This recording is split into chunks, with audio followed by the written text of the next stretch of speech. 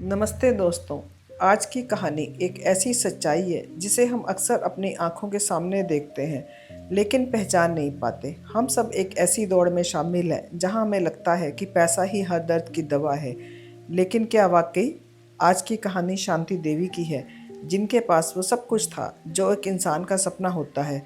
शानदार बंगला, bank balance और विदेश में बसे बेटे। पर क्या उनके पास अपना कोई था? चलिए सुनते हैं दिल को झकझोर देने वाली कहानी। शहर के मॉल टाउन इलाके में शांति देवी जी का 2 मंजिला बंगला शांति निवास हमेशा चर्चा में रहता था। मोहल्ले की औरतें अक्सर कहती, किस्मत हो तो शांति जी जैसी। बड़ा बेटा अमेरिका में डॉक्टर है, छोटा बेंगलुरु की एक मल्टीनेशनल कंपनी में वाइस प्रेसिडेंट। महीने की 1 तारीख को दोनों बेटों के पैसे शांति जी के खाते में बिना नागा पहुंच जाते हैं। शांति देवी भी गर्व से भर जाती थी जब साल में एक बार उनके बेटे अपनी बड़ी गाड़ियों और विदेशी परफ्यूम की खुशबू के साथ घर आते थे। मोहल्ले में चर्चा होती, देखो शांति जी के बेटों ने माँ के लिए नया एसी लगवाया है, नया टीवी भेजा है। शांति देवी जी को लगता था उनकी परवरिश सफल हुई, पैसा ही तो सम्मान का पैमाना था। लेकिन वक्त हमेशा एक जैसा नहीं रहता। एक रात शांति देवी जी को तेज बुखार आया और साथ में असहनीय सीने में दर्द। बंगला बड़ा था लेकिन उस कमरे में वो अकेली थी। उन्होंने कांपते हाथों से बड़े बेटे अविनाश को अमेरिका फ़ोन लगाया। अविनाश, हेलो माँ, अभी मैं एक ज़रूरी सर्जरी के लिए जा रहा हूँ। क्या हुआ? तबीयत ठीक नहीं है? देखो माँ, मैं अभी पैसे ट्रांसफ़र कर देता हूँ। आप पड़ोस वाले खन्ना साहब को फ़ोन करो और बेस्ट प्राइवेट एम्बुलेंस को बुला लो। पैसों की चिंता मत करना माँ। शांति देवी जी ने छोटे बेटे रोहित को फ़ोन किया। रोहित, माँ, यहाँ ऑफिस में क्लोजिंग चल रही है।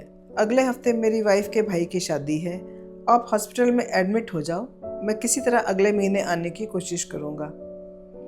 शांति देवी जी के हाथ से फ़ोन छूट गया। उन्हें एहसास हुआ कि उनके बेटे उन्हें पैसे तो देते हैं लेकिन वक्त और साथ देना शायद उनके कॉन्ट्रैक्ट में नहीं था। तभी घर में काम करने वाली रेशमा आई। रेशमा जो खुद एक छोटे से कमरे में रहती थी और शांति जी के यहाँ बर्तन मांजती थी। जब उसने शांति देवी जी की हालत देखी तो उसने एम्बुलेंस का इंतजार नहीं किया। उसने बाहर से एक ऑटो बुलवाया और खुद सहारा देकर उन्हें अस्पताल ले गई। अगले 4 दिन शांति देवी अस्पताल में रही। अमेरिका और बेंगलुरु से पैसे तो आ गए थे, हॉस्पिटल का VIP कमरा बुक हो गया था, लेकिन उस कमरे में शांति देवी जी का हाथ पकड़ने वाला कोई नहीं था सिवाय रेशमा के। रेशमा वही ज़मीन पर सोती, उन्हें अपने हाथों से खिचड़ी खिलाती और जब शांति जी को दर्द होता तो घंटों उनके पैर दबाती।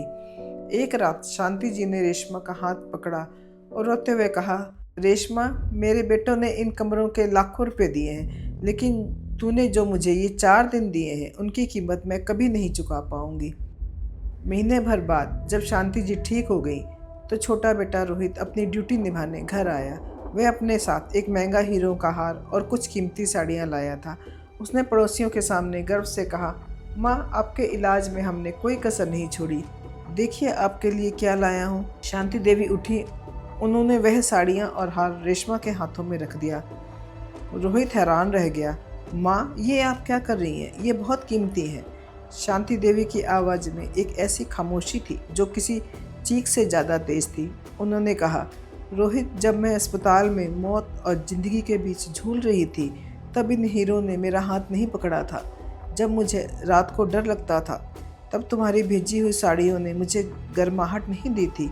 तुम मुझे हर महीने जो पैसे भेजते हो उससे तुम अपनी जिम्मेदारी खरीदते हो, लेकिन इज्जत और प्यार नहीं। आज से ये मेरा बंगला, मेरी ये इज्जत सब रेशमा के लिए है, क्योंकि इसने मुझे किराए का नहीं बल्कि असली सम्मान दिया है।